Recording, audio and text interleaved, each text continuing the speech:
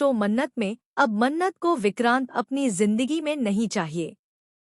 मन्नत और धैर्य दोनों ही बहुत परेशान हैं। मन्नत काफी ज्यादा तनाव में है।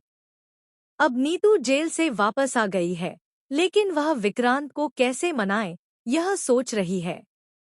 धैर्य यहाँ बैठकर मन्नत को समझा रहा होता है कि विक्रांत का गुस्सा शांत हो जाए, फिर उसके पास जाकर आराम से बात की जा सकती है और वह बात समझ भी जाएगा। धैर्य मन्नत को हिम्मत दे रहा होता है।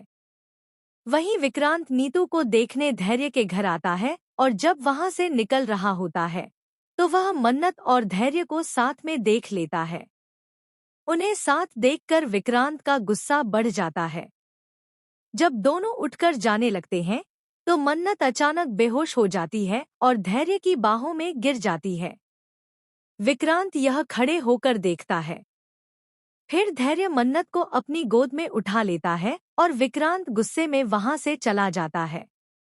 इसके बाद मन्नत को पता चलता है कि वह प्रेग्नेंट है और यह बात बताने के लिए वह विक्रांत के घर जाती है। लेकिन विक्रांत पहले ही धैर्य और मन्नत को साथ देखकर यह सोच चुका है कि वे दोनों एक दूसरे के साथ आगे बढ़ रहे हैं। वह मन्नत की बात ही नहीं सुनता। मन्नत को लगता है कि विक्रांत उसके बच्चे को स्वीकार नहीं करना चाहता और घर आकर यह बात वह रोनी और नीतू को बताती है। वह धैर्य को भी यह बताती है और कहती है कि इस बच्चे को पालने के लिए उसे विक्रांत की जरूरत नहीं है।